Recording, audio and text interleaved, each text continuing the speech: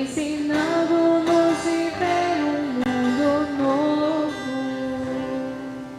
Vinde, Espírito Santo, Enchei os corações dos vossos fiéis e acendei neles o fogo do vosso amor.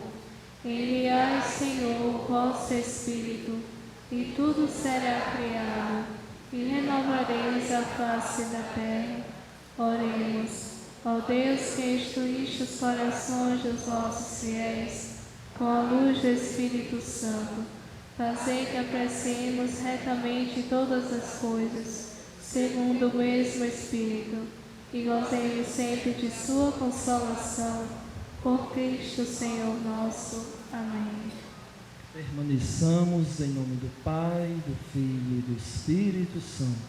Amém. E nós vamos acolher o nosso assessor de hoje, o Padre Marcílio, com a salva de palmas.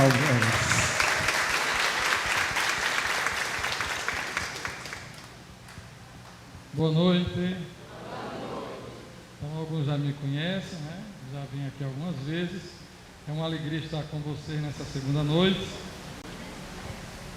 Nós estamos aqui em comunhão, né? A partir do trabalho que a gente está desenvolvendo com a rede Palavra. E esse curso nós já passamos em 6 paróquias da nossa região. E agora, por último, estamos aqui com vocês. O Frei Francês está participando da equipe, já deu curso em 2 paróquias conosco, e aí a gente veio aqui agora para estar com vocês. Ontem vocês começaram estudando que parte da Bíblia? Qual foi, minha gente? Foi o novo ou foi o velho? O antigo, velho, não foi? O antigo. Deixa eu pegar a minha Bíblia.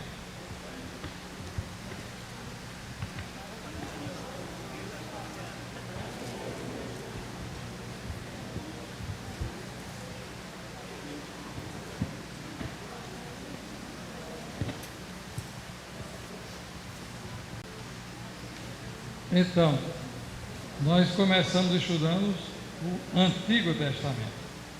Vocês fizeram o manuseio, aquele exercício, fizeram de livro a livro, não?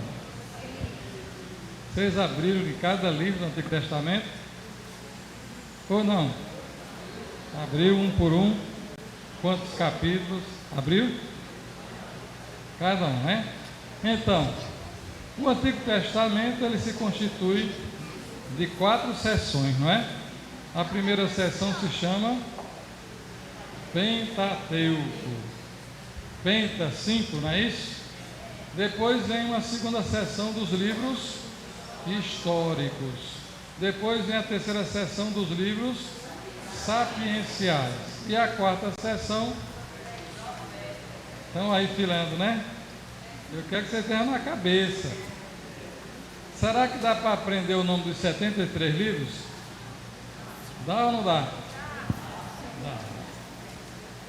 A gente deve aprender. Deve aprender. Olha, é triste, a gente vai conversar, a gente tem feito essa experiência, vai conversar com um animador de grupo, um animador de comunidade, e pergunta assim: quantas são as cartas de São Paulo? E aí ele fica, é 4, é 9, é 10. Tá bom, mas as cartas a gente entende. Agora, perguntar, quantos são os evangelhos? Vocês têm dúvida? Tem ou não tem? Não é possível. Aí você pergunta, quantos são? 4. Quais são? Muito bem. Mas aí eu encontrei uma catequista de outra comunidade, depois daqui, e perguntei a ela, são 4 os evangelhos, não é? Ela disse, são 4. E vamos recordar quais são? Aí ela disse, tem João? Tem João? Tem ou não tem? Tem. Aí disse, tem Tiago? Eu fui dando corda, né? Tem Tiago, tá certo? Tem Paulo? Falta um quarto. Eu disse, qual que falta? E ela ficou rodando. Aí eu disse, Lucas. Então, mas você errou 2. Veja bem, não é que a gente não consiga guardar. A maneira de ensinar a Bíblia nos últimos anos veio de um pensamento de que a gente não deve guardar as coisas, deve entender, não deve decorar. Não é para decorar, é para entender. E isso passou também para a igreja. Você vai dar um curso de Bíblia, numa semana você quer dar a Bíblia inteira. Primeiro dia, Antigo Testamento. Segundo dia, Novo Testamento. Terceiro dia, Cristologia. Quarto dia, Mariologia. Quinto dia, Escatologia. Numa semana você quer dar um curso de 6 anos no seminário. Aí o que acontece? As pessoas não estão habilitadas a compreender o que não estudaram. Não é verdade? Se eu não estudei, como é que eu vou? Você vai falar de Jesus, Cristologia, dos 4 evangelhos, e a pessoa não leu um evangelho. Vai entender o quê? Vai achar bonito, né? Se for um padre que fale bem, ou uma colega que conheça bem, a gente acha bonito. Mas não dá para ficar, porque a gente precisa da base. É ou não é? Então, da mesma forma, a gente percebe e a gente fala sempre da Bíblia, muito, mas a gente não estuda muito a Bíblia, a gente estuda muito pouco. Não sei se aqui é diferente, mas por onde a gente passou, as pessoas dizem, não, mas eu tenho uma Bíblia, todo dia eu leio. Muito bem. E também não saber abrir nem a Bíblia para procurar a leitura do dia, aí já é um negócio complicado. Mas não é só isso, é entrar mais, conhecer mais a Bíblia. Então agora nós estamos vendo que a gente precisa fazer o beabá. Você vai estudar matemática sem saber a tabuada? Dá para estudar? Não tem que decorar? Tem ou não tem? Tem. Se você não decorar, você não vai saber nunca. Ou então buscar uma calculadora toda hora, mas você não pode ter. Até para certos raciocínios tem que vir primeiro na cabeça. É o que a gente chama de preencher, né? Se a cabeça da gente é como um grande computador que tem várias janelas. Então a gente enche aquelas janelas de informações e a cabeça depois vai juntando as informações para facilitar o nosso raciocínio. Mas se a gente não tiver as informações, ele não pode juntar, não pode pescar. Então vamos ver lá. Os primeiros 5 livros, vocês já disseram o nome deles, não, né? Primeiro é Gênesis, Êxodo, Números, Levítico, Números e Deuteronômio. Estão tudo filando, aí é fácil, né? Eu quero que vocês não filem agora não. Vamos ver se a gente lembra. Vocês não viram ontem os livros um por um, não foi? Nos livros históricos nós temos 13 livros, é isso? 13 ou 16? 16. Sabe o nome deles? Josué, Juízes, Ruth, 1 Samuel, 2 Samuel, 1 Reis, 2 Reis, 1 Crônica, 2 Crônica, Esdras, Neemias, Tobias, Judite e Esther. Macabeus 1, Macabeus 2. Eu não botei na cabeça.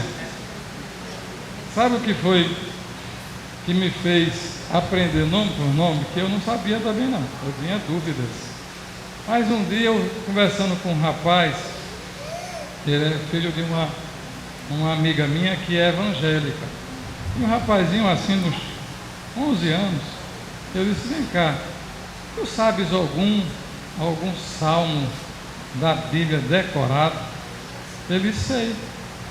Diga aí, eu vou dizer o número 1. Aí ele, número 1 todinho decorado.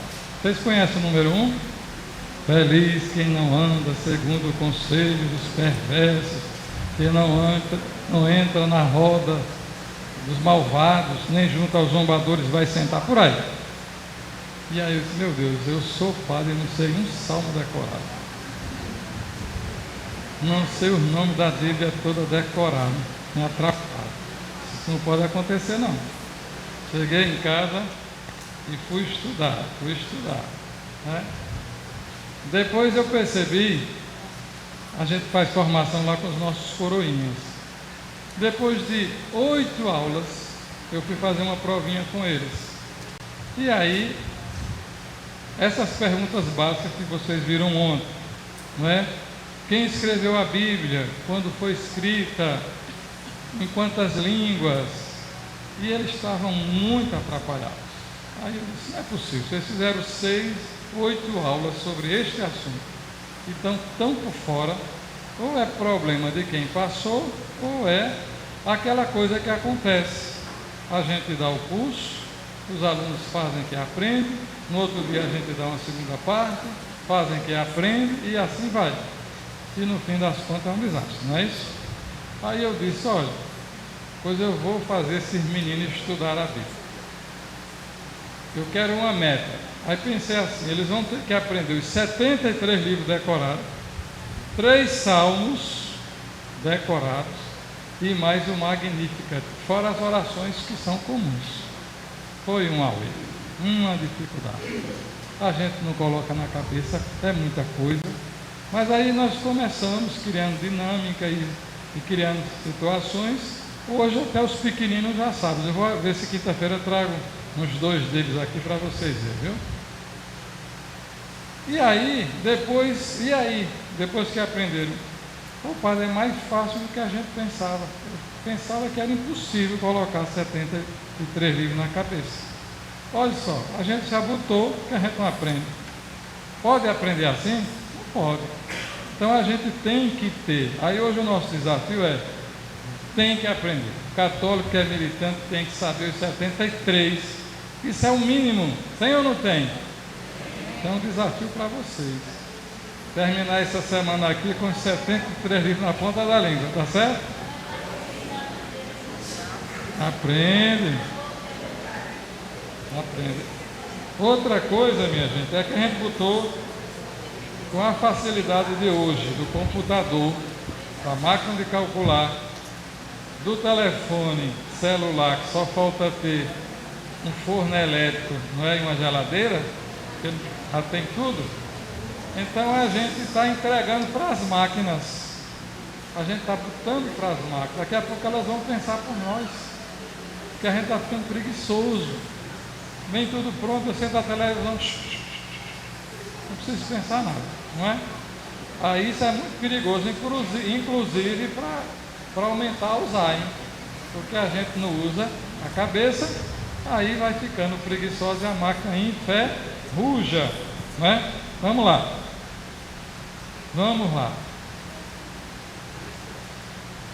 O Antigo Testamento encontra-se dividido em Pentateuco, livros históricos, livros sapienciais, livros proféticos. Pentateuco é uma palavra grega que significa 5 livros. Estes 5 primeiros livros da Bíblia são também conhecidos como Torá. Os judeus chamavam os livros da Torá. A Torá também significando os livros da lei.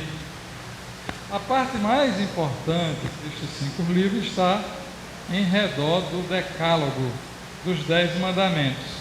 E a experiência mais importante do Antigo Testamento é a experiência da libertação do povo da escravidão do Egito.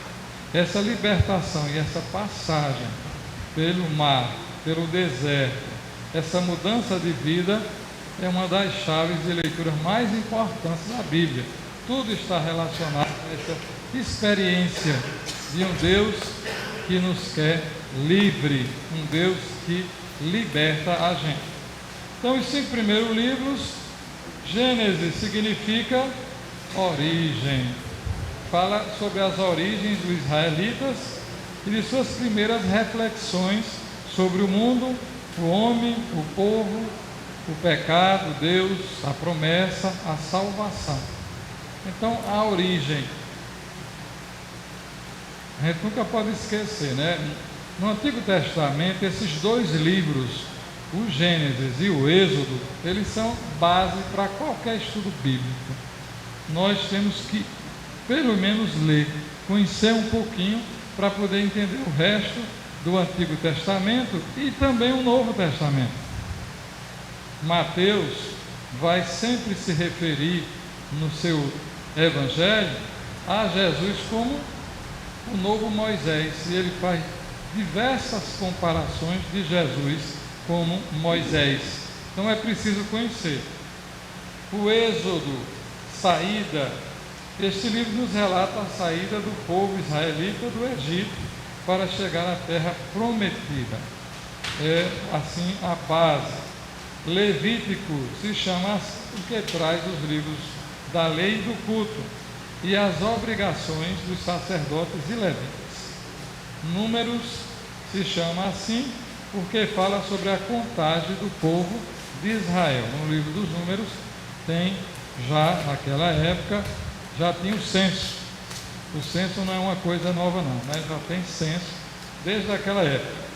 E o Deuteronômio, chamado também segundo, né? Segunda lei, é o livro que relata de uma nova maneira a promulgação da lei da aliança, convida à conversão e à fidelidade. Então o Deuteronômio ele retoma um pouco o livro do Êxodo e faz uma nova leitura, dando novos elementos sobre os acontecimentos daquela época. Então vejam aí, o nome dos livros, né? Os livros históricos agora. Vamos repetir comigo? Leia aí comigo. Josué, Juízes, Ruth, 1 Samuel, 2 Samuel, 1 Rei, 2 Rei, 1 Crônica, 2 Crônica, Esdras, Neemias, Tobias, Judite, Esther, 2 Macabeu. Tem um total de 21, é isso? Não, é 16. É porque era juntando de 5 com esses aqui, né? Que também são chamados os primeiros 5 com os históricos, algumas bíblias colocam como todos os livros históricos. Mas aqui, na nossa divisão, só são 16. Os livros sapienciais que a gente gosta tanto. O primeiro é Jó, o segundo é Salmos, o terceiro é Provérbios, o quarto é Eclesiástico, o quinto é Canto dos Cantos, Sabedoria e Eclesiástico. Só são 7. São 7 livros que, na verdade, falam mais da vida do povo, das conclusões, das suas esperanças, da sabedoria, da vivência que o povo foi tendo de Deus em comunidade, e também usa a poesia, né? Usa o canto para falar coisas bonitas de Deus. São livros poéticos, os livros sapienciais. Depois dos livros sapienciais, nós temos os proféticos, que são quantos livros? 18. Vamos ver quais são? Isaías, Jeremias, Lamentações, Baruque, Ezequiel, Daniel, Oséias, Joel, Amós, Abdias, Jonas, Miqueias, Naum, Abacuque, Safonias, Ageu e Malaquias. Só são 18. Só 18, né? Então veja, eu vou desafiar vocês que continuem depois em casa, vão fazendo a experiência de vez em quando, num grupinho mesmo, vamos retomar quantos são, e a gente daqui a pouco, por que é importante? Alguém perguntou, mas é importante para que saber o nome dos livros? Diz que a gente só ama o que a gente conhece. Se eu não sei nenhum nome da pessoa, eu não conheço nada. Sabendo o nome é a porta de entrada. Outra coisa, veja como é chato quando a gente diz, vamos abrir uma leitura. Deixa eu mostrar aqui a vocês. Vamos abrir uma leitura no livro do Êxodo. Aí a pessoa começa lá por trás. Ó. Vai chegar, não vai? Mas vai passar a Bíblia todinha para chegar no Êxodo aqui na frente. Se eu sei localizar pelos nomes e pelos quadros, vai facilitar demais. Por exemplo, abram aí a Bíblia no livro dos Salmos. Rapidinho. 1, 2, 3. Já abri a minha. Tem gente olhando no índice e não acredita. Os Salmos estão no meio da Bíblia, é o livro do meio. Pode abrir a Bíblia no meio. Está no meio. É fácil demais porque é do meio. É o mais fácil, né? Depois dos primeiros. Está vendo? E gente sofrendo para abrir o livro do Salmo. Vai para o índice. Vamos abrir outro livro, que eu quero ver se vocês sabem. O livro do Apocalipse. Vamos abrir o livro do Apocalipse. Teve gente que não abriu.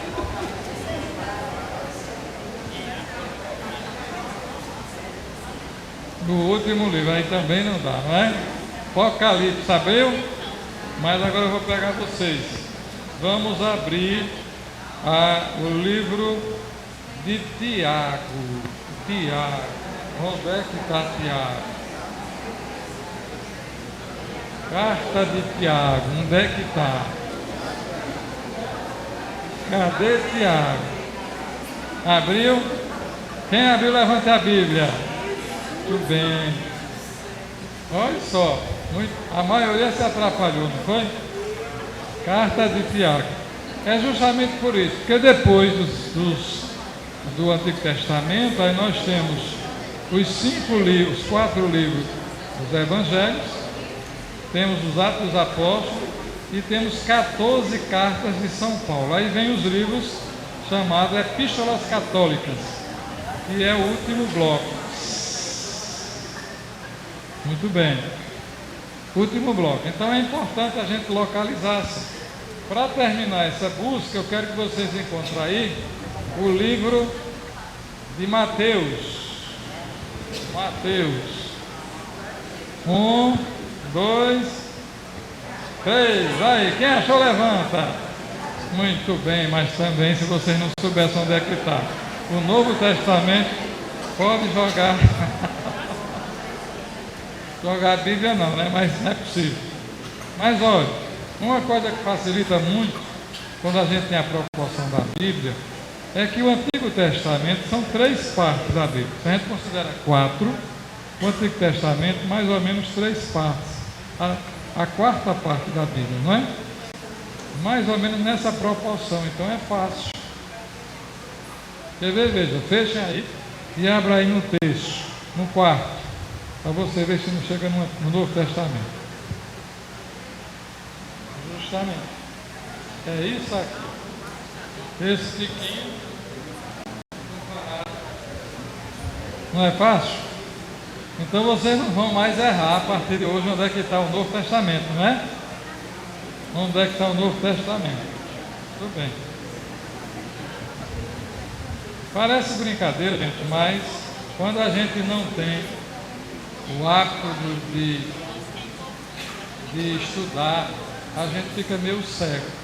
E outra coisa, se a gente não estuda, só lê para a oração, que a gente usa muito a Bíblia para a oração, a gente não conhece, porque a gente pega aquilo que dão já pronto para cada dia, mas a gente não faz uma leitura do conteúdo. E o que acontece é que a gente não se capacita a colocar na nossa oração, na nossa pregação, a palavra de Deus.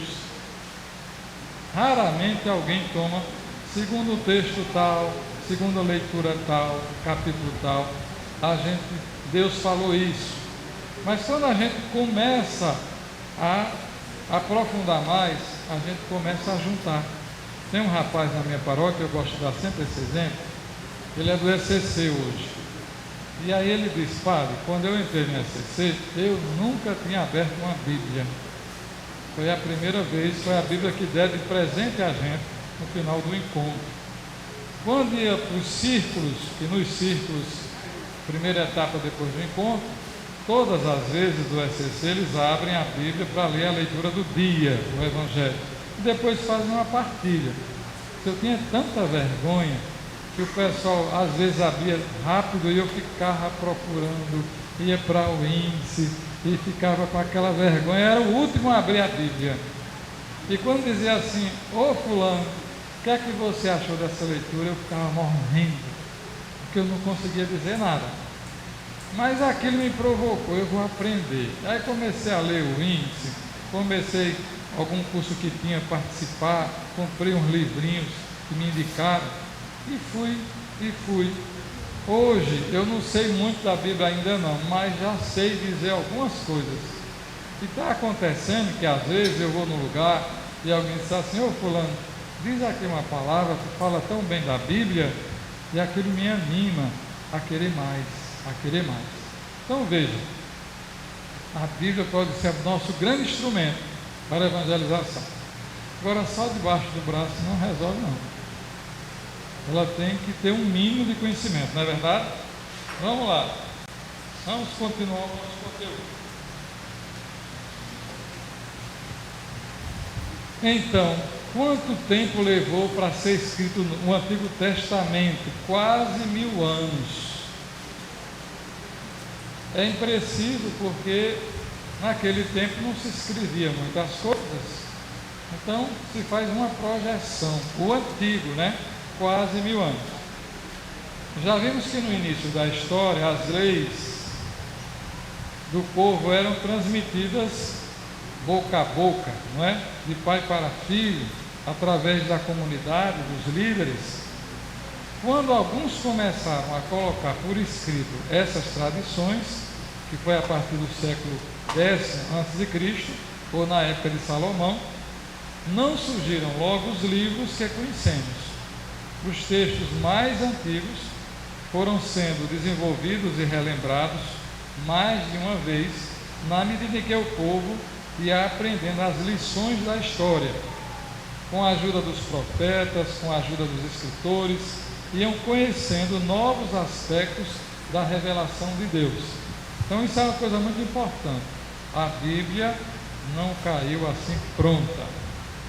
Alguns acham que foi uma revelação de uma vez só, mas não foi. Os estudiosos bíblicos da Igreja Católica e das igrejas que são mais sérias com o Evangelho, com a palavra, têm o mesmo conhecimento.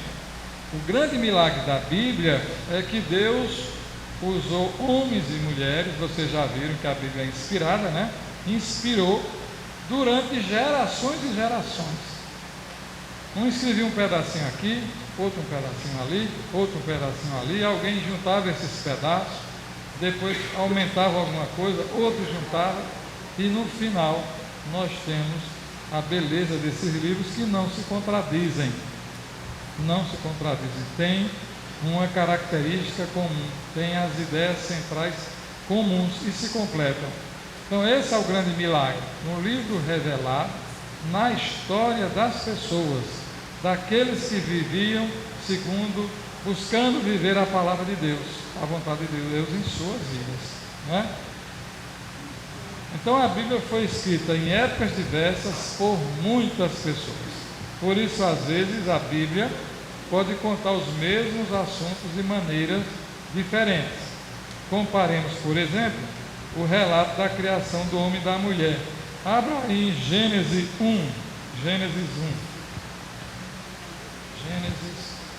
1. É possível que você não saiba, né? Gênesis 1.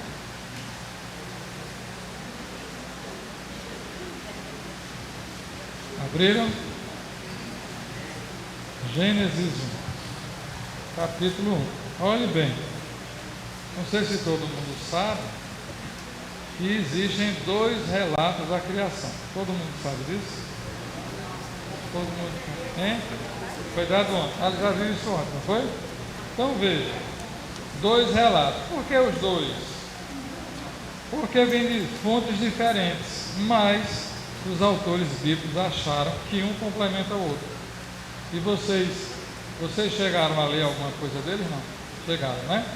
Então vocês viram que o primeiro relato fala de Deus como aquele trabalhador que vai trabalhando cada dia e fazendo uma parte, não é? E no final descansa, não é isso? Vocês viram isso ontem ou não? Deus se cansa ou não? Cansa ou não cansa? Mas a palavra não diz que ele descansou. Ele não dorme de noite, não come, não dorme não. Porque no primeiro relato, ele é bem organizadozinho, fala de cada dia, aí parece que Deus foi para casa, comeu, jantou e dormiu, no outro dia voltou, fez de novo, não é? Mas é a forma do homem falar de Deus. Ele fala com seus critérios, não pode entender a Deus com outra cabeça, tem que ser com a sua, não é? E uma coisa bem bonita que acontece é um refrão que aparece 7 vezes, e Deus viu que tudo era bom. E no segundo relato, é aquele relato em que Deus faz o homem do barro. Aparece como um agricultor que planta um jardim, ele cava, ele planta, ele rega as plantas, arruma tudo direitinho, depois cria o homem do barro, sopra nas narinas dele, e ele recebe a vida, o sopro do Espírito. Viram isso também, não?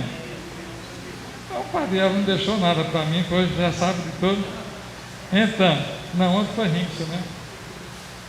Muito bom, Rinks. Mas veja, aí nesse relato nós vemos um Deus que é um agricultor, ele trabalha a terra e é ao mesmo tempo um artista. E o sopro de Deus traz a vida, é o sopro de Deus que é a vida. Então são 2 relatos que não se contradizem. Outras vezes, no mesmo capítulo, estão entrelaçados trechos de épocas distantes. Também há grande variedade de tipos de textos, os chamados gêneros literários. No Antigo Testamento nós temos leis, histórias, crônicas, poesias de amor, cântico da liturgia, provérbios e até fábulas e novelas. Naturalmente, é muito importante distinguir esses tipos de textos para entendê-los bem. Então veja como a Bíblia ela tem um cabedal, né, de conhecimento, como ela utiliza diversos recursos para poder falar de Deus. Cada pessoa na sua época, cada pessoa com a sua capacidade de escrever aquilo que o povo viveu. Então essa riqueza de texto que nós temos na Bíblia. Como foi conservado e multiplicado o Antigo Testamento? Naquela época se escrevia com tinta e caneta. Naturalmente que não é essa caneta bonita de hoje, né? Mas uma pena, né? Também em folhas de papiro, e depois eram costurados para formar rolos, ou em pedaços de couros, ou em pergaminho. Depois se juntava em forma de livro. O texto original era copiado muitas vezes. Havia até aquelas pessoas chamadas de copistas. Como não tinha máquina, então tinha pessoas que copiavam toda a Bíblia para passar para diversos grupos. Hoje nós temos uma facilidade enorme, né? Conhecemos hoje muitas cópias desses antigos manuscritos, ainda existem. Eles transmitiram o texto hebraico do Antigo Testamento e suas tradições mais antigas, gregas e latinas. Só no século XV as Bíblias começaram a ser impressas e aí se introduziu a divisão em capítulos e versículos que nós usamos até hoje. E a gente tem que destacar aqui que uma pessoa que ajudou muito na popularização da Bíblia foi Martinho Lutero. Martinho Lutero, depois que houve a separação, ele traduziu a Bíblia para o alemão. Isso provocou também outros grupos desejo de reproduzir a Bíblia. Mas nós católicos, nós só popularizamos a Bíblia na mão do povo dos anos 65 para cá, depois do Concílio Vaticano II. Até então, pouquíssimas pessoas tinham a Bíblia. Era material exclusivo dos clérigos, dos padres, dos religiosos, das religiosas. O povo de Deus praticamente não tinha. E a maioria delas eram escritas em latim. Então aí é que ninguém entendia. Então veja, faz muito pouco tempo que nós, católicos, usamos a Bíblia, lemos a Bíblia, temos a oportunidade de ter a Bíblia em casa. No Catecismo da Igreja, antes do Vaticano II, até os anos final dos anos 50, início dos anos 60, havia uma proibição que dizia assim, veja só que absurdo: é pecado mortal ler Bíblia evangélica ou tê-la em sua casa. É pecado mortal. Veja que absurdo. Não é porque pecado mortal é uma coisa muito grave. Hoje em dia, isso é também bonito, que o pensamento, e a gente sabe que nós temos esse conhecimento, que o Espírito Santo vai alargando o conhecimento da igreja, dos cristãos. Hoje em dia, as Bíblias mais importantes que nós temos são feitas com tradução ecumênica, com evangélicos, com judeus, com católicos, com pessoas de diversos credos religiosos, cristãos, né? Então, veja que mudança em tão pouco tempo. O Antigo Testamento fala de Jesus como os primeiros seguidores de Jesus são os judeus. Segundo o costume, reúnem-se para ouvir as Escrituras, que são, então, somente o Antigo Testamento. Mas eles começam a ler aqueles escritos com novos olhos. Tudo se ilumina com a nova luz, como num novo entendimento. Eles descobrem que o Antigo Testamento fala de Jesus, veladamente, e que anuncia como aquele que vai completar a obra de Deus, como o Messias esperado. A gente pode ver isso no Evangelho de João. Vamos ver João 5:39. Olha, o Novo Testamento, é a quarta parte, não é? Já facilita. 5:39.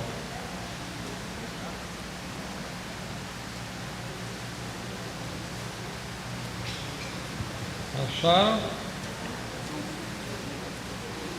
Vamos todo mundo achar. Acharam? Quem achou, levanta a Bíblia para eu ver. Olha que bonito. Que beleza. Lê aí para mim.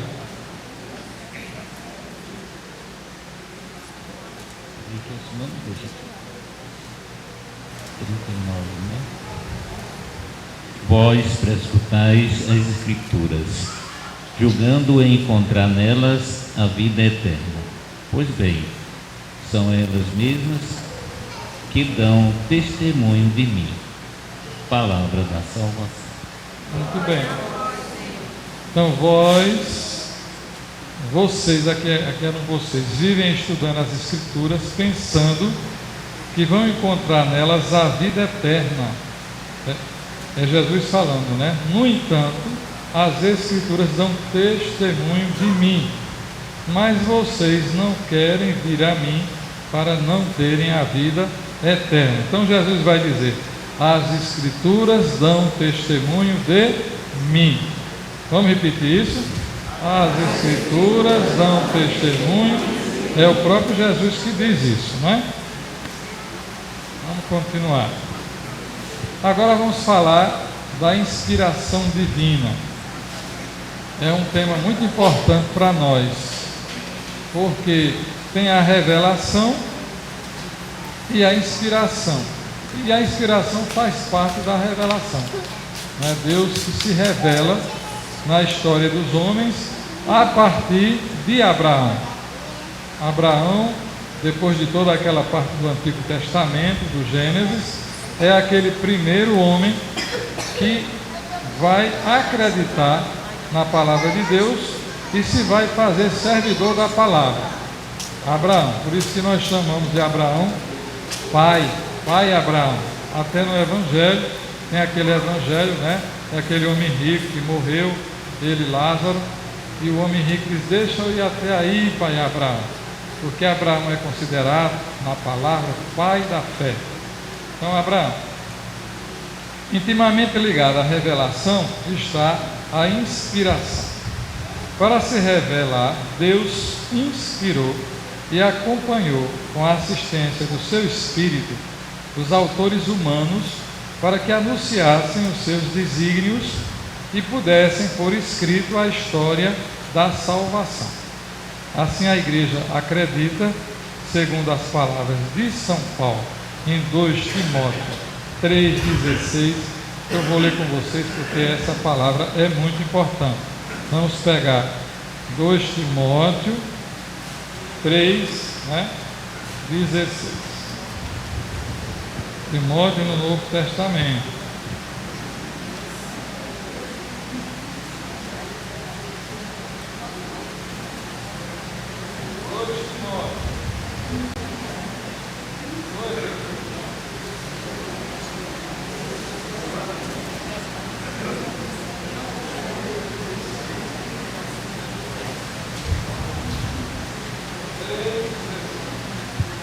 Isso aqui é uma pérola que nós temos.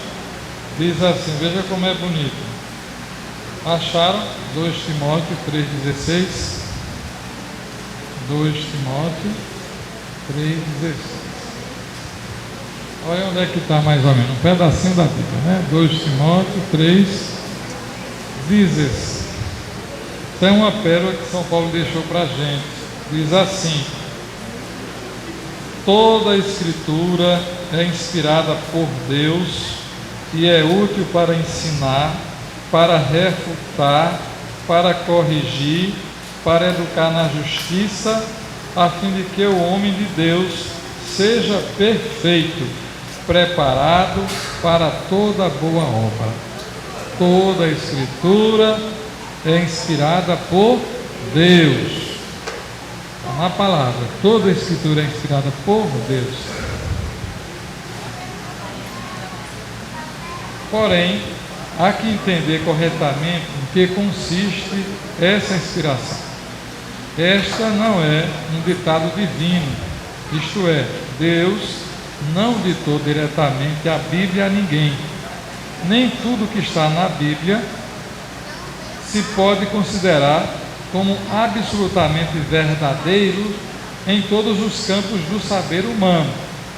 Devemos assim ter em conta os seguintes pontos. Veja só, preste atenção no que eu quero dizer.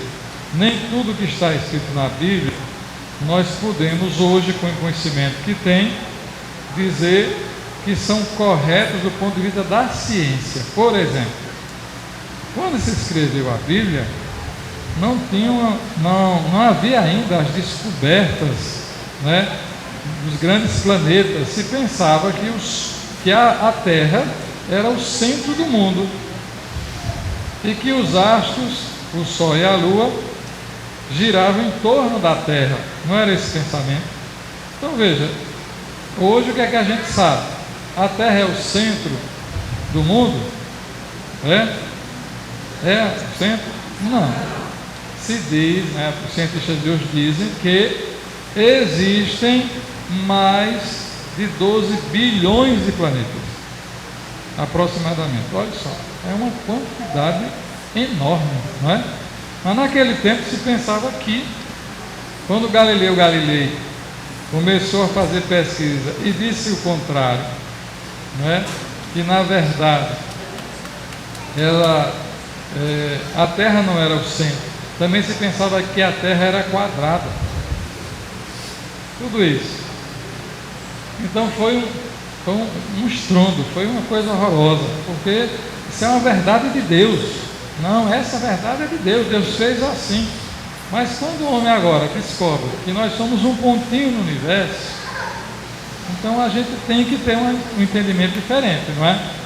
Uma certa feita, um antigo bispo do Recife, Dom Helder Câmara, ele deixou vários contos assim bem interessantes.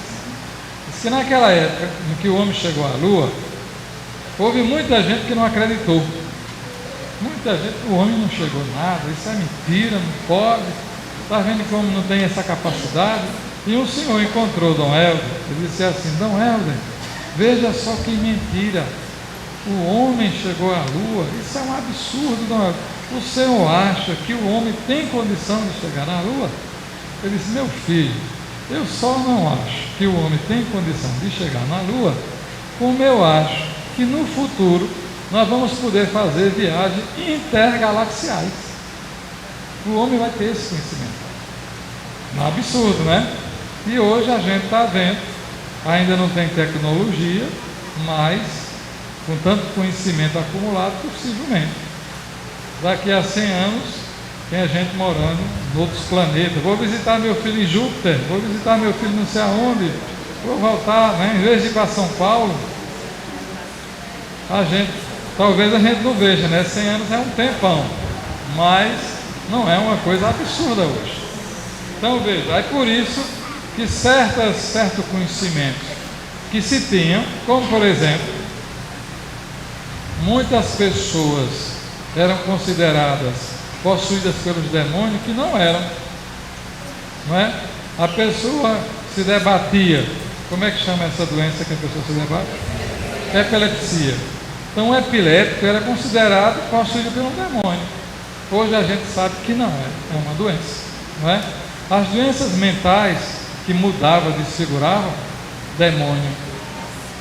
Hoje não é, a gente sabe que não é demônio. Não é verdade? Então naquele tempo você vai encontrar muita coisa que era o demônio, não se sabia o que era, eram coisas estranhas, então é o demônio. Então isso, como a gente tem esse conhecimento hoje, a gente vai ver que tem coisas que vêm daquela época com aqueles esquemas que não são verdadeiras pela ciência. Mas a palavra no seu conjunto é verdade porque é inspirada por Deus. Entenderam? Agora, existem grupos cristãos que dizem que a Bíblia não foi inspirada, foi revelada. Como que a Bíblia tivesse sido entregue de uma vez só. Deus como que tivesse ditado às pessoas para que elas escrevessem. Nossa igreja, uma boa parte das igrejas cristãs, diz não. É inspiração. E o que é bonito e o grande milagre é que ele se utiliza de homens e mulheres, inspira, e as pessoas escrevem sua experiência a partir da sua vivência, e essa palavra se junta com muitas outras experiências e tem esse livro tão bonito que a gente tem. Esse é o grande milagre, só pode ser coisa de Deus, não é verdade? Então nossa visão é essa. Ele é um livro inspirado, vocês viram ontem, não é? Quem foi que escreveu a Bíblia? Homens e mulheres inspirados por Deus. Não estava essa resposta em ontem, não foi? Vamos repetir, quem escreveu a Bíblia? Homens e mulheres inspirados. Isso vocês não podem ter dúvida, não é? Que alguém perguntar. Foram homens e mulheres. Agora, quem é o autor principal da Bíblia? Deus. Então a gente sempre diz que a Bíblia foi escrita a 4 mãos, não é? Deus que deu a inspiração e o homem que recebeu a inspiração, homem ou mulher, que receberam a inspiração divina. Mas então, o grupo fundamentalista são normalmente os nossos grupos pentecostais, os evangélicos, a maioria, e aqui no Brasil, aqui no Nordeste especialmente, os grupos pentecostais que nós temos são grupos conservadores, fundamentalistas, com a leitura muito fechada sobre a Bíblia, que vem da tendência do sul dos Estados Unidos. Então são muito mais conservadores. E eles então dizem não, a Bíblia deve ser lida e aceita como está. O homem não pode criar nenhuma reflexão, tem que só confirmar como está na Bíblia. Aí a igreja, nossa igreja, muitos irmãos também evangélicos vão dizer não. A Bíblia tem que ser lida, acolhida, mas tem que ser entendida no seu conjunto, para que a gente não erre. Por isso então que os grupos fundamentalistas têm o costume de pegar um versículo e em cima desse versículo fazer todo um discurso, como se aquele versículo só fosse uma verdade à parte. A nossa igreja diz não, não se faça assim. Usa-se para confirmar, mas tem que conhecer o conjunto, o contexto, para quem foi escrito, o que dizia naquela época, o que diz para nós hoje, e conhecer o conjunto. Senão a gente faz uma leitura pequena e perigosa, não é? Alguém vai pegar um pedacinho lá e vai dizer: isso aqui é palavra de Deus para você. Sim, mas Deus não só falou isso, não é? Por exemplo, tem um livrinho chamado, eu tenho, até recomendo a vocês de ter, chamado Chave Bíblica, que são, você tem, os evangélicos têm nas livrarias evangélicas, Chave Bíblica. E lá no Chave Bíblica tem todos os versículos sobre os temas, né? Amor, solidão, pão, paz, aí desde o Antigo Testamento. Ajuda muito a gente. Mas eles não colocam toda a Bíblia. Eu fui procurar as leituras a respeito da bebida. A Bíblia proíbe a bebida ou a Bíblia permite? O que é que vocês dizem? Hein? Proíbe ou permite? Tem proibições e tem permissões. Alguns vão dizer: o vinho que Jesus bebeu e transformou lá nas bodas de Caná era vinho com álcool ou sem álcool? Com álcool ou sem álcool? Como é que vocês sabem disso? Está escrito aonde? Está escrito aonde? Quando vocês vão ver no Gênesis, eu estava lendo lá com a comunidade ontem, diz que quando Noé, olha só, quando Noé tomou a terra e foi plantar na terra, ele foi o primeiro homem a plantar vinha, e aí ele pegou e fez o vinho. Então o primeiro vinho é de Noé. Ele pegou o vinho, bebeu tanto que se embriagou. Tem lá no Gênesis, né? E tem uma leitura que está nos livros dos reis, que duas filhas se casaram, os maridos morreram, e elas ficaram sem filhos. E os irmãos dos maridos deveriam fazer com que elas se engravidassem, mas não quiseram. E aí um dia elas embebedaram o pai delas, e aí fizeram sexo com o velho e ficaram grávidas. Está lá também no livro dos reis, se não estou enganado. Então veja bem, e na leitura que a gente utiliza na Páscoa, do profeta Isaías, ele diz assim: venham todos vós que estáis com fome, comer ricas iguarias, beber vinhos finos. Então você vai encontrar, agora vai encontrar também lugares que vai dizer que não se deve beber, que o vinho faz mal. Então nós vamos encontrar as duas coisas. Então o correto é que a gente diz: olha, a parte que não proíbe, a parte que proíbe. Está entendendo? E Jesus tomava vinho com álcool ou sem álcool? Não existia vinho sem álcool. É uma criação recente. Todo vinho fermentado, não é? Agora, entre tomar vinho e ficar bêbado, aí tem uma história grande. A maioria das pessoas tomam um aperitivo, não é? Mas os fundamentalistas, eles tiraram. Não tem lá. Tem somente as proibições, mas não tem um momento em que fala, porque o vinho, no Antigo Testamento, é colocado como a bebida dos deuses, como a bebida da alegria. Por isso que Jesus, na teologia, vai dizer que os judeus viviam uma vida de tanta expiação, de tanto pecado, tanta purificação, que as talhas, que eram talhas de 100 litros, secaram. Usaram tanta água para lavar os pecados que já não tinha mais água. E Jesus transforma não só em água, mas em vinho. E aquela água agora se torna a água da alegria, porque o vinho é a alegria. Quem é que traz a alegria para a igreja? Jesus. Ele é a alegria, ele é o bom vinho, ele é a alegria. Então o Antigo Testamento faz essa comparação com a bebida dos deuses, da alegria, da vida. Então você vai ver isso.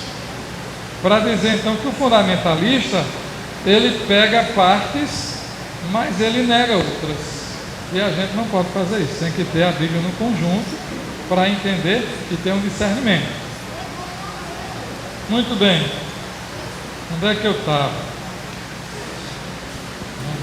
Já atravessou, não foi o outro lado da... Então, sendo a revelação feita de forma progressiva, salientamos que antes de haver alguma coisa escrita, houve uma tradição oral do povo de Israel. Ela também inspirada por Deus. Vocês já viram isso um pouco ontem, não é? Então, durante muitos séculos, se conservavam as histórias do povo de maneira oral, e um contava o outro. Agora, naquele tempo, havia técnicas para as pessoas poderem guardar e memorizarem muitos temas. Hoje a gente esquece muita coisa. Então, só muitos séculos depois é que escreveram, não é? E por isso que certas histórias bíblicas, elas são assim superlativas, porque quando a gente está animado com alguma coisa da fé, a gente tem a tendência de aumentar. Por exemplo, se vier, você encontra uma pessoa em casa quando volta hoje, aí alguém diz assim: ô Marlene, como é que foi o estudo hoje? Tinha tanta gente, a igreja estava abarrotada de gente. Foi muito bom. A igreja está abarrotada? Não. Pois é, depende da visão, não é? Outra pessoa disse: olha, foi muito bom, mas tinha menos gente do que ontem. Eu fiquei tão triste. Olha só, duas leituras da mesma coisa, né? Está entendendo? Então, da mesma maneira, quando a gente fala com entusiasmo, a gente, por exemplo, vamos dizer que Jesus, nos evangelhos, sentaram 5.000 homens, sem contar as mulheres e as crianças. Olha só, para você contar 5.000 homens numa multidão, precisa de um esforço enorme, não é? Para sair contando um por um, ainda dizer, fora as mulheres e as crianças. É uma forma figurada de falar, que era uma multidão. Mas será que era 5.000? Ninguém contou um por um. Mas a maneira de falar, não é? A gente sabe, era muita gente, mas talvez seja um exagero. É uma forma de falar. E era a forma antiga de dizer as coisas, não é? Então a fé da gente também cria essa maneira de falar. Outra coisa é o que a gente escuta e a gente guarda. Nós sabemos que para uma pessoa memorizar bem as coisas, ela precisa usar os esquemas do raciocínio para poder fazer uma boa, guardar os conhecimentos escutados ou estudados, e esses conhecimentos poderem ficar. Se não tiver esse cuidado, então nada fica. Então veja bem, dizem cientistas que nós só usamos no máximo 3% da nossa memória, do nosso raciocínio, né? Que existe uma grande quantidade de espaço que nós não usamos. Mas quando a gente faz uma leitura da realidade de alguma coisa que acontece ao nosso redor, então há pessoas que são capazes de verem com mais precisão. Há outras pessoas que verem mais ou menos. E há outras pessoas que não verem nada e fazem uma interpretação pessoal. Estão entendendo? Estão entendendo? Não tem aquelas pessoas que são bem otimistas com tudo, né? Está caindo a casa e a pessoa diz, digamos assim, deu uma chuva na sua casa e aí se partiram 100 telhas E a pessoa otimista diz assim: ontem à noite foi difícil, né? Caiu muito granizo e quebrou um bocado de telha. Mas eu agradeci a Deus porque imagino que tivesse caído tudo. No fim eu achei que foi maravilhoso que o Senhor me deu um presente, não derrubou a casa. Está errado isso? Não, não está errado. Não está errado, né? Mas uma pessoa pessimista diz: olha, nós passamos por um triste de morrer. Se Deus não tivesse tido cuidado com a gente, estava todo mundo morto. Eu ainda estou aqui nervosa, porque não dormi direito. Então veja, quem é que fez a leitura correta? Né? Quem fez? Um é pessimista demais, o outro é otimista demais. Aí talvez um terceiro só, foi uma noite difícil, houve uma chuva de granizo na região toda, várias casas foram danificadas e a nossa, nós contamos pelo menos 100 telhas quebradas. Ainda bem que não foi suficiente para danificar toda a casa. Quem é que fez a leitura mais correta? O terceiro, não é? Então ele usou mais o raciocínio, foi mais objetivo, aí consegue entender melhor. Então o otimista demais exagera, o pessimista demais exagera. E a pessoa, para ter sábio, tem que ter um posicionamento mais central. Aí tem outra coisa importante. As pessoas sábias, olha só, o homem sábio, a mulher sábia, são aqueles que conseguem, não é, fugir dos extremos. Você vai ver que tem pessoas que é ou 8 ou 80. Elas não sabem encontrar o equilíbrio. Ou tudo é péssimo, ou tudo é bom demais. Ou elas amam você, ou elas odeiam você. E os sentimentos que expressam são também esses. Vocês conhecem alguém assim? Aqui no Cristo não tem não, né? Não tem não. Aqui na igreja tem não, né? Cruz das Armas não tem, né? Então, veja bem, o equilíbrio, né? Por isso que quando a gente começa estudando a Bíblia, tendo um raciocínio maior, a gente começa a participar de grupo, a aprender a conviver, a gente vai exercitando a sabedoria. E a partir de um certo tempo, a gente vai tendo mais capacidade de ouvir, de compreender o outro. Porque se eu não escuto, se for daquela pessoa, o outro está falando, e eu já estou interpretando do meu jeito, nem estou entendendo o que ele está dizendo, já estou dando minha conclusão, então esse não tem condição de nada. Eu uma vez escutei uma senhora que disse assim: pá, eu sou casado há 22 anos e eu tenho a impressão, muitíssimas vezes, que meu marido não sabe que eu existo. Às vezes eu estou em casa e eu tenho a impressão que ele nem sabe que eu estou em casa. Mas como assim? Só olha, eu 22 anos, ele nunca me trouxe nem um bombom da rua. Quando ele chega é pedindo: ei mulher, pega a toalha, ei mulher, tá pronto, ei mulher, ei mulher, ei mulher. Pega as coisas, cai fora, chega tarde, dorme, no outro pede, vai embora. Eu sou uma empregada mal paga e mal amada, e eu não sei se ele sabe que eu existo. Tem uma pessoa parecida aqui, não, né? Isso não é possível acontecer. Mas veja, ele não percebe, ele tem uma rotina que se você perguntar a ele se ele é um bom marido, o que é que ele vai dizer? Sou um bom marido, durmo em casa toda noite, não falta nada na minha casa, minha mulher tem uma vida fácil, é uma princesa. Pode perguntar se ele não tem essa percepção. O endereço é do Cristo, não é não. Essa mulher é de longe, viu? Aí, mais uma historinha dessa, percepção. Quando a gente então não tem uma percepção mais objetiva, a gente se perde muito. Quem é de comunidade, de grupo, né? Escuta uma conversinha aqui, aí já faz um bicho, um pouco d'água, ou faz uma tempestade. Já fica assustado, assusta os outros, não é? Aí é complicado, qualquer coisa se desmobiliza. Outra história, Lá numa paróquia lá do Acre, eu tinha duas crianças, né? E o padre perguntou, uma menininha com uns 8 anos, um menino com 11, 2 irmãos. E esse casal fazia parte do ECC lá do Acre. E aí o padre perguntou, minha filha, vem cá, você é mais apegada com o papai ou com a mamãe? Aí ela disse, com mamãe, é claro que ela está em casa, tá certo. E você, meu filho, é mais apegado com quem? Ele disse, nem com um, nem com o outro.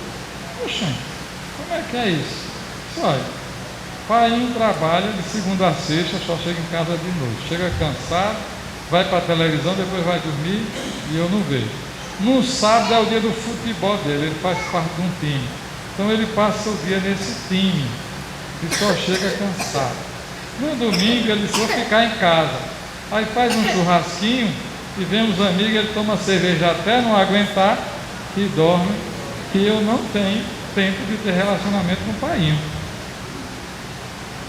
Aí, e manhinha trabalha, a mãe dele trabalhava também, e o trabalho dela em casa, dentro de casa. Mas ela tem tanta freguesa que é até o sábado de noite trabalha. No domingo, quando termina, ela tem que ficar trabalhando para arrumar a casa, lavar roupa, não sei o que. Eu não tenho tempo. Aí o padre chegou um dia e encontrou o pai das crianças. Aí disse, ô fulano, vem cá, diga uma coisa, como é que você faz para distribuir seu tempo com sua família, com seus filhos? Ele disse, olha, eu trabalho, no sábado vou para o futebol, mas no domingo eu fico em casa, que é para estar com a família.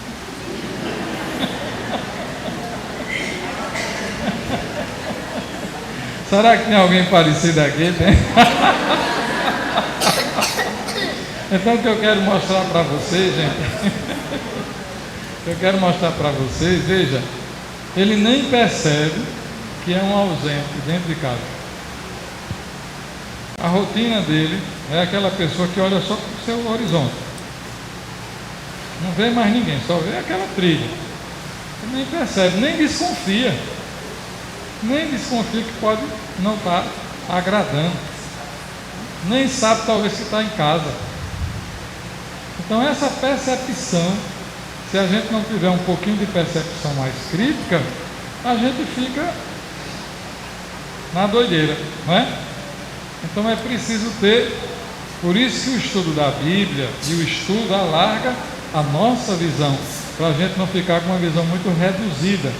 E a igreja pede que a gente tenha uma visão ampla, que a gente não fique em partes pequenas querendo interpretar toda a vida numa única palavra. Isso é um grande perigo, chama-se fundamentalismo. Muito bem, vamos para frente.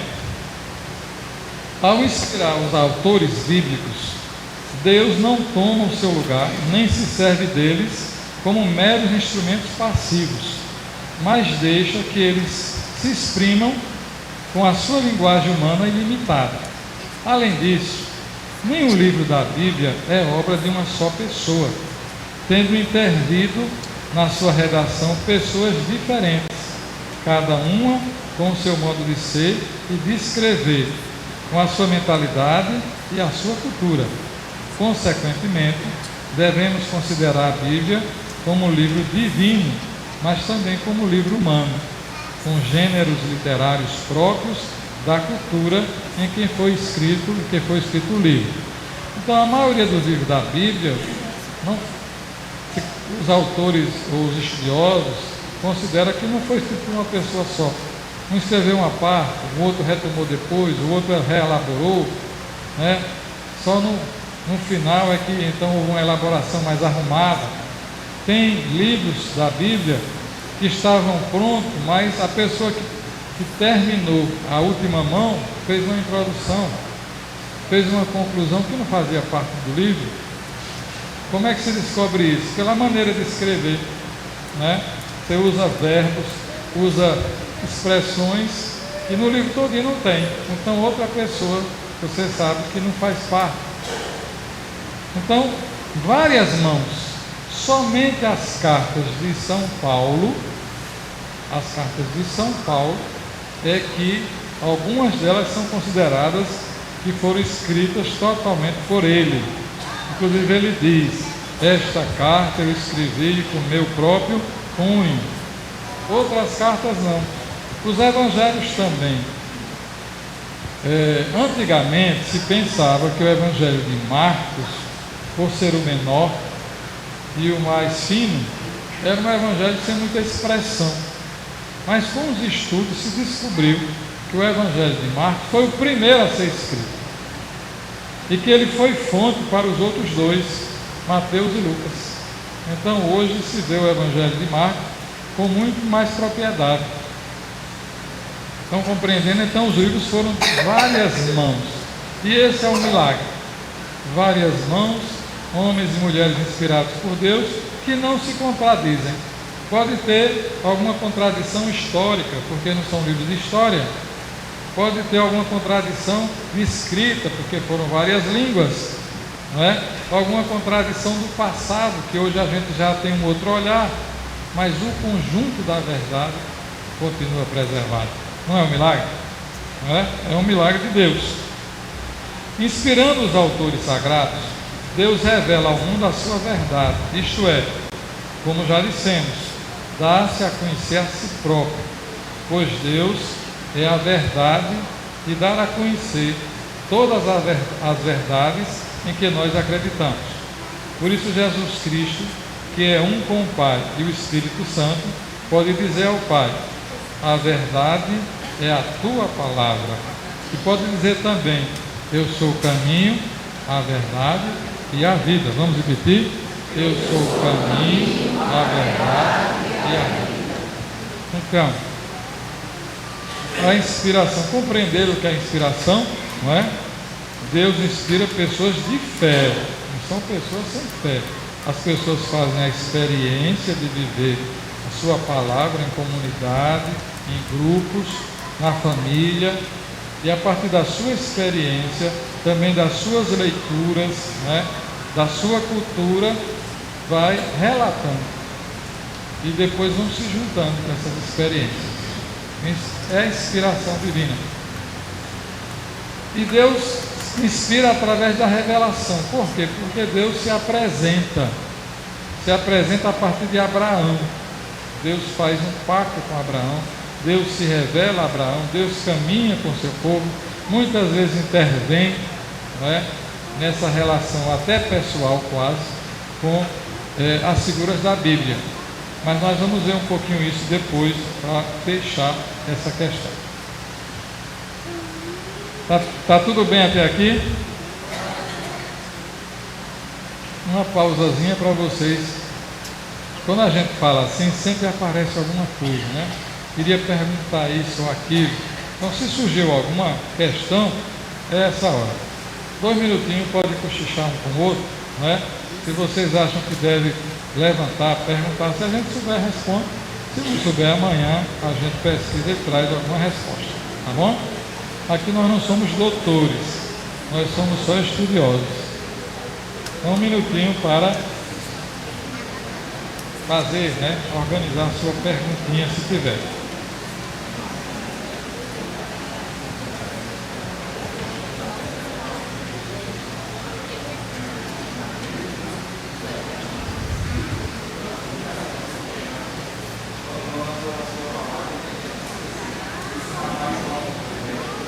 Olha só, muito obrigado, gente aí que está, mas é muito importante que cada um, você também que está vendo a gente, você tem que ser o estudioso, não precisa esperar que venha um doutorizão. Deus deu a sabedoria, não é?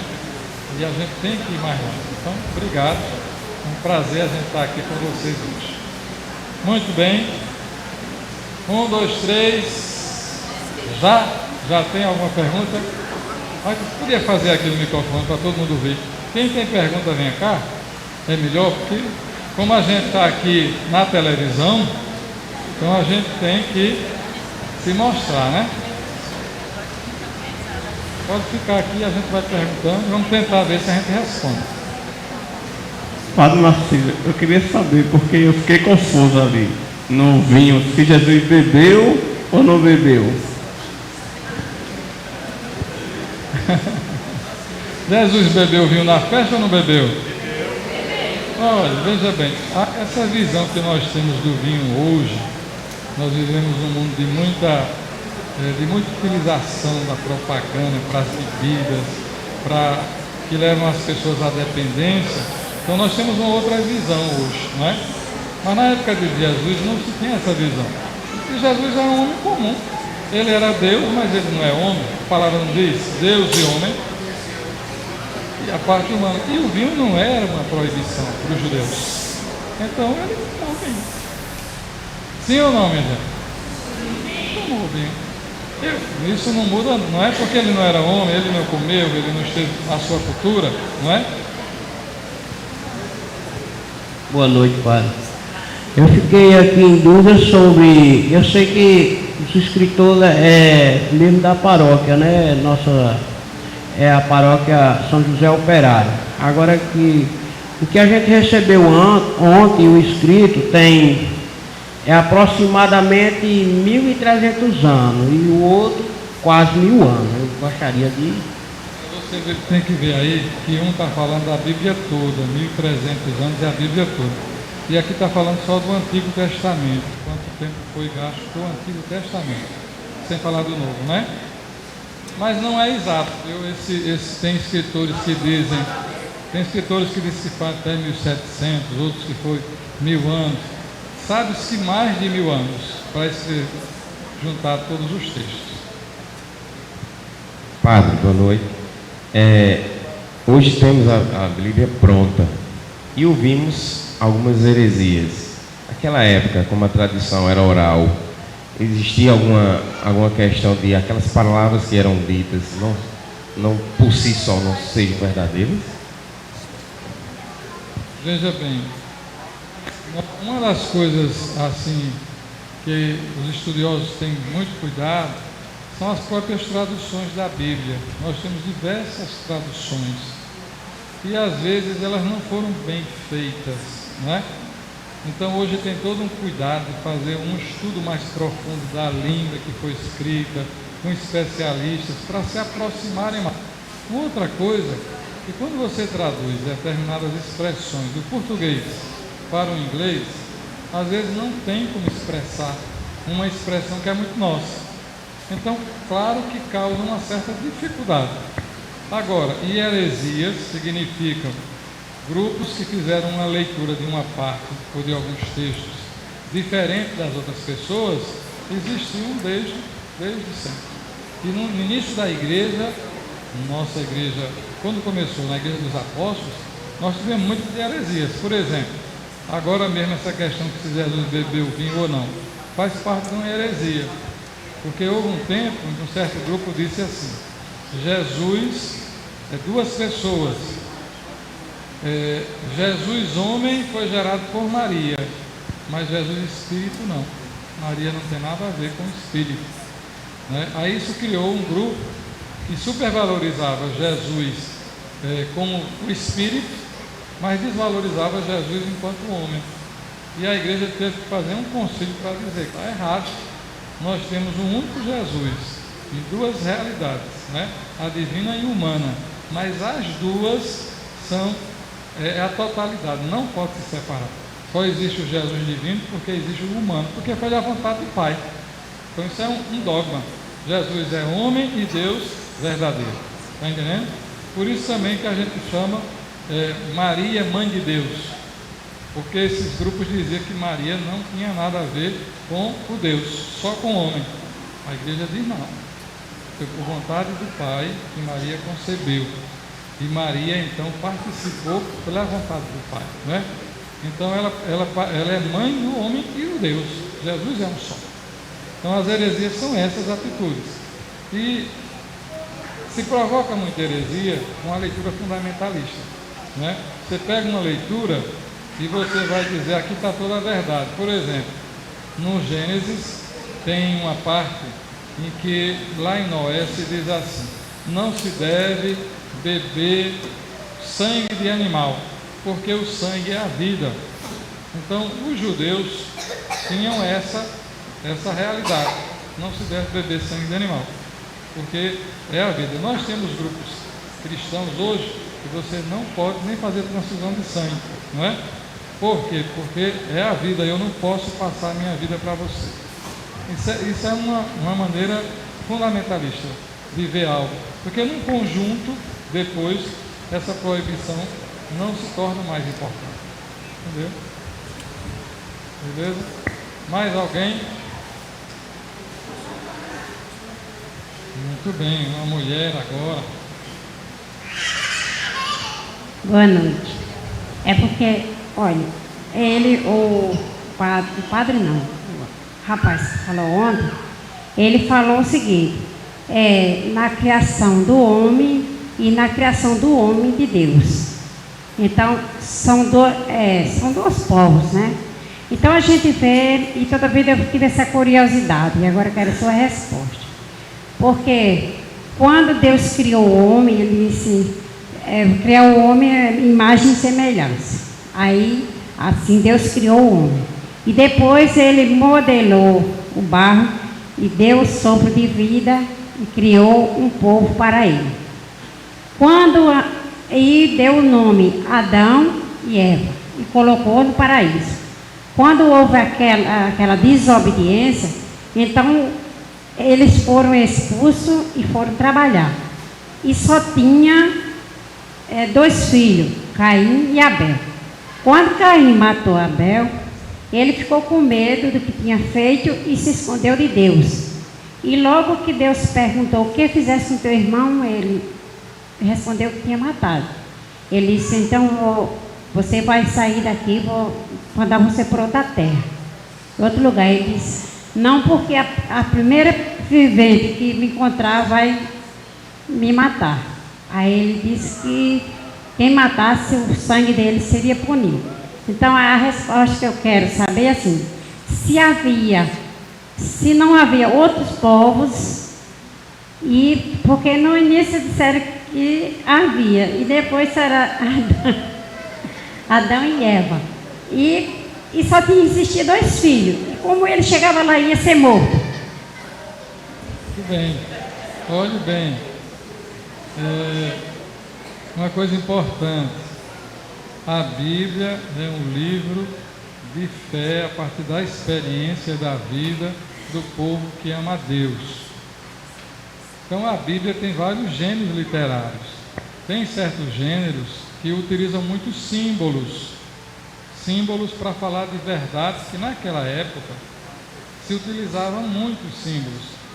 E a gente não entende hoje porque a nossa linguagem hoje é muito racional, muito lógica. Quando se fala de Adão e Eva, na verdade quer falar de todo homem, de toda mulher, de todo ser vivente. Aí se a gente for fazer a conta, como é que só ficou um filho, depois teve 2 homens, casou com quem, qual foram essas mulheres? Aí você vai não encontrar argumento. Mas na verdade, o livro do Gênesis foi um dos últimos livros a ser escrito. Não foi o primeiro. Quando a Bíblia já estava quase pronta, então foi um dos últimos livros. Os autores receberam inspiração de Deus para falar de verdades profundas que tinham que ajudar o povo a se manter fiel. Por exemplo, quem é o Criador de tudo? Deus, não é? O homem faz parte dessa criação, mas ele tem um papel especial? Tem ou não tem? Homem e mulher? Tem, porque foram os únicos que são criados à imagem e semelhança de Deus. Outra coisa que diz, Deus cria o que é mal? Cria ou não cria? Cria ou não cria? Não cria, Deus não cria nada de mal, não é? Então tudo que ele criou, lá no Gênesis diz, e tudo que ele criou era bom. Então tudo que Deus criou era bom. Depois, Deus é o princípio de todas as coisas. Naquele tempo existiam muitos deuses que eram considerados como astros e animais. E lá no Gênesis mostra que Deus cria os animais, cria os répteis, cria os peixes, Deus cria o sol, cria a lua, Deus cria tudo. Então quem é o criador de tudo? O princípio é Deus. Para que o homem não fique cultuando a lua porque é Deus, o sol que é Deus. Não, só existe um só Deus. Então veja que verdade profunda, não é? Outra coisa, Deus deu uma proibição de não comer da árvore do bem e do mal. Antigamente se usou mal a palavra e alguns diziam que o fruto da árvore era uma maçã, e a maçã representava o sexo, o pecado, e que ela seduzia o marido com o pecado. Mas a palavra não diz nada disso. Mas de muito tempo as pessoas pensam, né? Então a palavra vai dizer que Deus disse que não se comesse da árvore do bem e do mal, porque só Deus é capaz de ser juiz do bem e do mal, e mais ninguém. Mas o homem quer ser juiz, né? Então a desobediência do homem é justamente porque ele quer ser Deus, e sendo Deus ele quer negar a Deus, né? Ele quer ser o dono da sua razão, ele quer ser senhor do bem e do mal. E o que é que acontece? É que o homem interpreta mal a sua liberdade e escolhe o mal. E aí tem a queda de Adão, a queda de Eva, a queda de Caim, né? Tem a queda depois lá na Torre da Babilônia de todo mundo, e nós fazemos parte dessa geração. É o que nós chamamos de pecado de origem, né? Que ainda está marcado em nós. Então, para que esse pecado não reine sobre nós, Deus é misericordioso e nos enviou Jesus. Mas para não deixar o pecado dominar, é preciso estar constantemente em comunhão com Ele. Senão, essa carne que é barro, vasos de barro, também se quebra. É ou não é? Mais ou menos isso, que é muita coisa para falar. Mas então, o livro do Gênesis, especialmente os capítulos até o capítulo 11, é um livro que utiliza muitas imagens, utiliza muitos recursos que nós chamamos alegóricos, que falam de uma verdade muito profunda, mas não pode ser lido como um livro de história. Você veja, se a gente pensar qual foi o homem que estava na criação e que escreveu, não tem condição, não é? Naquele tempo. Agora, isso aí causa uma questão. Que horas são, João, que eu não passar demais? 9, ainda tem um tempinho.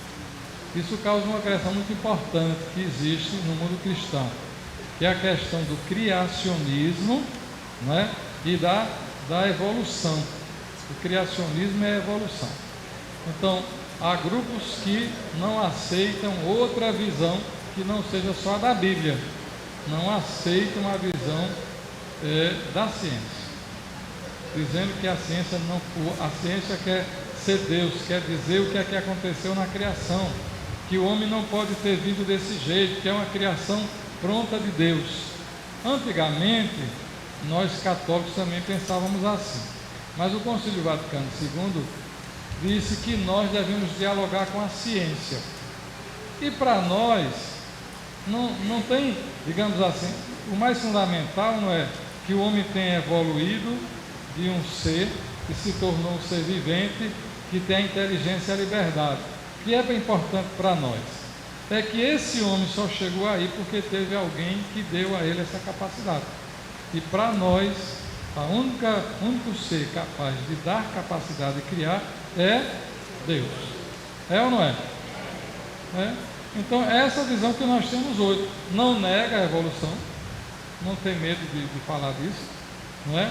Mas olha a criação como algo que é Deus. E o Gênesis diz isso: Deus é o princípio de tudo. Então, se veio de um animal, se cresceu e depois se tornou um ser especial, então quem fez isso só pode ter sido o Criador de tudo, que é Deus. É a nossa visão hoje. Aí por isso que a gente tem que ter. Mas quando a gente for estudar com vocês o livro do Gênesis, a gente então vai mastigar melhor isso, não é? Para vocês poderem entender. Por isso que vejam bem, não se pode dizer que a Bíblia é um livro de história. Você não pode ler a Bíblia como um livro de história, é um livro de fé, que narra a vida de povos que amavam a Deus e escreveram sua experiência. Está entendendo? Está entendendo? É como uma carta de amor. Tem uma poesia que diz assim: todas as cartas de amor são ridículas. não é? Todas as cartas de amor são ridículas. Mais ridículas, na verdade, são aquelas pessoas que nunca escreveram cartas de amor. Eu também, no meu tempo, escrevi cartas de amor. E como todas as cartas de amor, elas também eram ridículas. É Fernando Pessoa que diz. Então veja, um olhar apaixonado, um olhar de fé, ele tem um olhar todo especial, um olhar poético, não é? É um olhar de agradecimento, um olhar para Deus. É diferente ou não é? Aí não pode ser uma coisa seca da ciência que diz é 2 e 2, é assim, assim.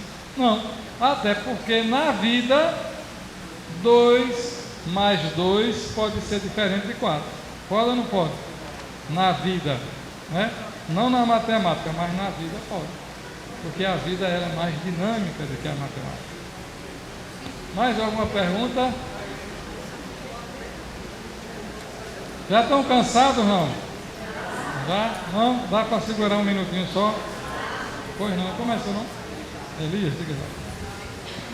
Eu tenho um filho, ele foi coroinha, ele tocava violão na igreja, foi acólito.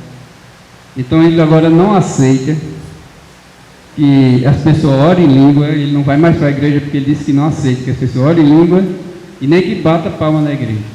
Ele se afastou-se, que não aceita de jeito nenhum. Vai estar estudando, está fazendo faculdade, você vai botar um colégio para ele, as mulheres, parece aquelas mulheres que usam véu para usar na cabeça. Aí para a missa com o véu. Eu queria que o senhor me dissesse sobre isso. Possivelmente, ele tem quantos anos? 21 anos. Possivelmente ele tem influência de algum grupo mais fechado, tradicional, que está fazendo ele tomar essas decisões. Ou às vezes ele está na época da crise da adolescência. O adolescente, eu uso essa expressão porque eu criei um menino. A minha empregada já trabalhava comigo no interior, lá em Pernambuco. Depois ela arranjou um namorado, teve lá um menino. E eu vim trabalhar aqui depois de alguns anos. Eu a trouxe para cá. E o menino era pequenininho. Ela estava sem para ficar e tal. E aí o pior, que não é filho não é o filho da carne, né? É do corpo. Mas passou também a crise. E aí eu dizia assim, filhos são assim, quando eles são pequenos, os pais são os seus heróis.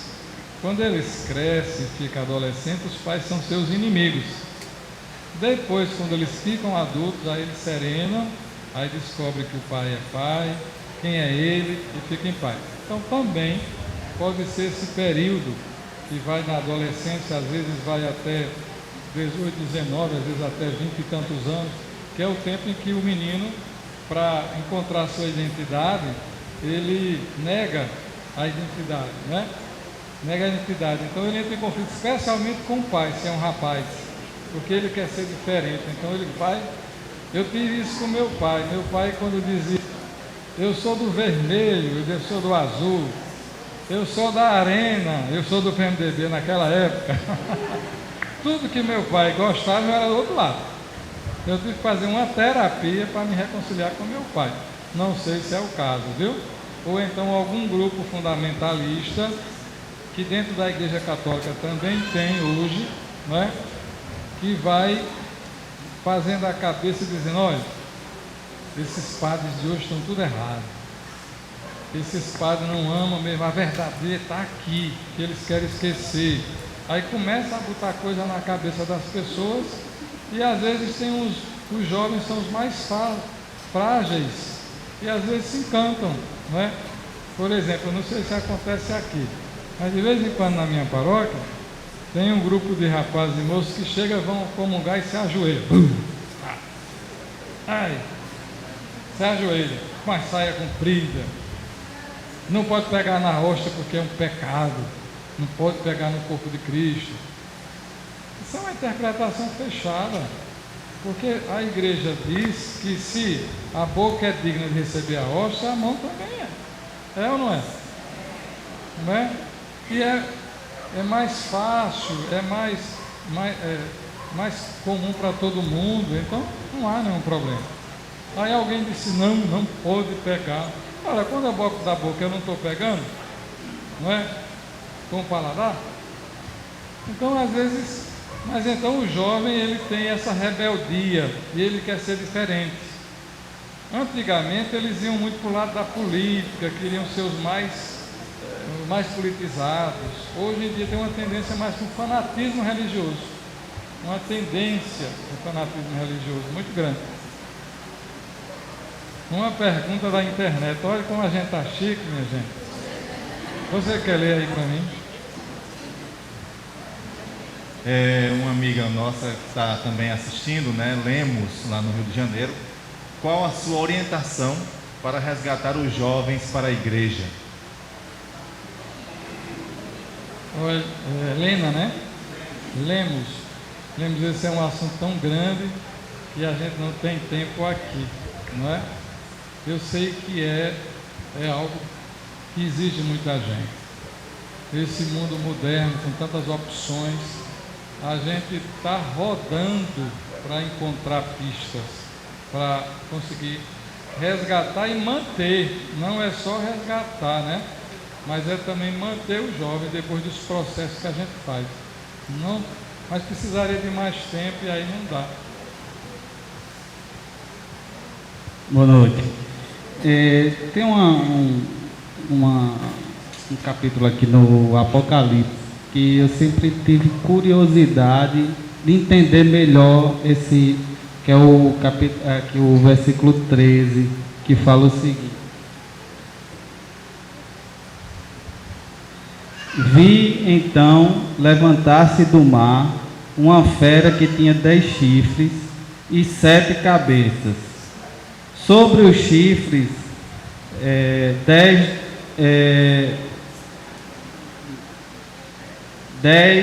diademas. Nas suas cabeças, nomes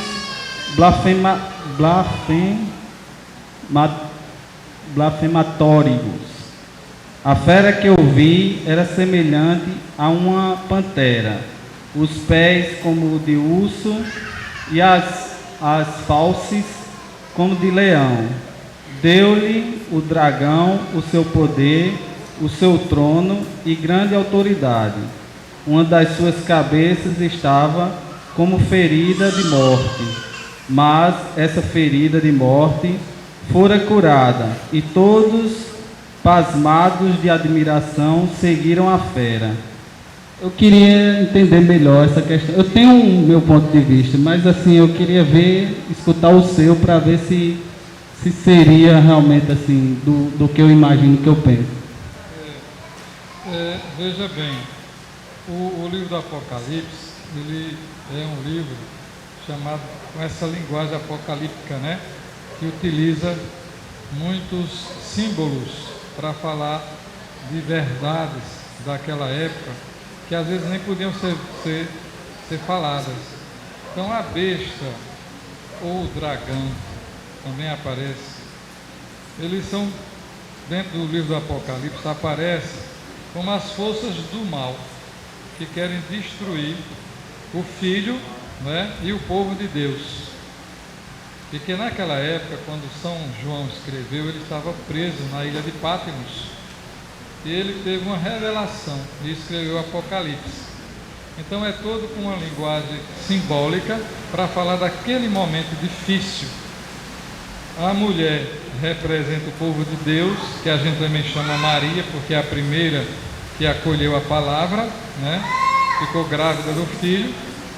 E o dragão representa o Império Romano, as forças do mal, que queriam destruir os cristãos. Então ele vai usar todo esse simbolismo para falar que, apesar disso, da força da besta, apesar da força do dragão, eles são imperfeitos. Quando você vai ver a coroa da mulher, a coroa do dragão, a quantidade é diferente. Então são imperfeitos, e Deus protege a sua igreja e não deixa que destrua nem a criança, o filho, nem a mulher. No fundo vai ser essa luta. Aí tem que fazer essa leitura, porque assim, para ler cada coisinha, e a gente precisaria fazer uma leitura mas é mais ou menos isso, tá bom? Olha que eu não sou um teólogo, eu estudei teologia como Frei, é o nosso teólogo do dia a dia, né? Mas assim, tem essa visão. Última questão, alguém tem uma última? Amém? Muito bem. Vamos terminar dizendo uma coisa só aqui. Só dizer uma coisa para vocês antes do final. Olha, esse curso que nós aprontamos e nós estamos passando nas paróquias, a gente descobriu uma coisa muito séria. Que a gente, padre, nós, igreja, a partir da gente, os agentes, a gente não tem dado muita importância à formação de vocês. E na formação bíblica, a gente tem pecado muito. Ou a gente então achava que vocês já sabiam de tudo. E aí, ficávamos fazendo o curso só de pequenas partes da Bíblia. Mas quando a base ainda não estava pronta. Então a gente se deu conta de que nós precisamos vencer isso. E também havia uma ideia, que a gente provou que está errada, de que os católicos não gostam da Bíblia, de estudar a Bíblia. Não é verdade. Agora veja, eu não posso estudar a Bíblia para quem nunca abriu nem a Bíblia. A primeira coisa que eu tenho que fazer é ensinar a abrir. Mas se eu vou falar dos evangelhos, vou falar de Jesus nos evangelhos, e a pessoa nunca nem abriu a Bíblia, o que ela vai poder guardar desse conhecimento é muito pouco. Então, às vezes, nós fizemos cursos muito seminarísticos, mas sem perceber que precisávamos fazer o beabá para chegar lá. Outra coisa, que nós criamos um medo de vocês, leigos, acharem que são incapazes de estudar a Bíblia, que precisa de um doutor, de um padre, um doutor, para ensinar a Bíblia. Não precisa. Primeira coisa que a gente faz o nosso estudo, a gente pesquisa. Essas Bíblias que nós temos, nós estamos usando muito aqui a Bíblia pastoral. Ela tem um comentário geral das coisas. Tem outras Bíblias que tem mais. Hoje a gente tem também recursos da internet, só que tem que ter cuidado para a gente não entrar em sites fundamentalistas. Tem muitos sites fundamentalistas, mas tem sites católicos de boa qualidade. E vocês mesmos irem fazendo, pesquisando, lendo. Por exemplo, um desafio que eu vou fazer a vocês, a partir desse curso, dessa semana. Coloquem pelo menos para vocês lerem os 4 evangelhos e os Atos dos Apóstolos, do jeito de vocês, sem doutor nenhum. Vão lendo o livro todinho, vão lendo todo. Não um pedacinho aqui no meio e no fim, não, vai lendo. Vai vendo os comentários, pergunta a alguém, pelo menos isso. Pelo menos isso. É uma coisa difícil? Não é não. Porque você já conhece muita coisa, mas às vezes não junta. Então, despertar os 4 evangelhos, todos, e os Atos dos Apóstolos. Nós estamos, na nossa rede Palavra, nós já estamos preparando um segundo curso, que vai ser sobre os Atos dos Apóstolos. Então, quem sabe lá para janeiro, começo do ano, a gente pode fazer esse segundo momento com vocês, para quem quiser. Agora, o que a gente quer é despertar vocês. Não esperem por curso, não. Busquem, peçam também ao padre que organize, pesquisem, levem esses livrinhos e estudem em casa, no seu grupo. Lá no Bahia, vou terminar, viu, irmão? Em Bahia, com essa última informação. Lá em Bahia, achei tão bonito, e foi uma senhora que disse assim: padre, eu vim para esse curso porque a coordenadora do meu grupo disse assim: mulher, vai representar a gente, se você não gostar, basta ir a primeira noite, tu está lá, dá o nome do grupo, então, mas a primeira noite. Aí ela foi, gostou tanto da primeira noite, levou aquela folhinha, chegou em casa, reuniu a família e foi mostrar livro por livro, e foi decorar com a família, entusiasmou a família e veio no outro dia todo o pessoal. E aí no final da semana eu disse assim: quem é da família dessa senhora aqui? Levanta. Havia quase 15 pessoas. A maioria nem era de igreja. mas vieram da terça até a sexta-feira e não faltaram mais um dia. Em todos os lugares que nós fomos, começou assim, 80, no outro dia 90, foi aumentando. Nós temos uma paróquia que terminou com quase 200 pessoas. Porque aí a gente pode dizer, o que eu quero dizer com vocês, o povo católico não gosta da Bíblia? Não, gosta. Agora precisa ser mais ajudado para descobrir que sem a Bíblia a nossa evangelização fica imperfeita, porque a gente nunca cita a Bíblia, a gente nunca cita um versículo, uma leitura na nossa palavra, no nosso estudo, porque a gente não foi trabalhado para isso. Mas se a gente começar a ter mais profundidade, olha, vamos usar demais. Amém? Amém.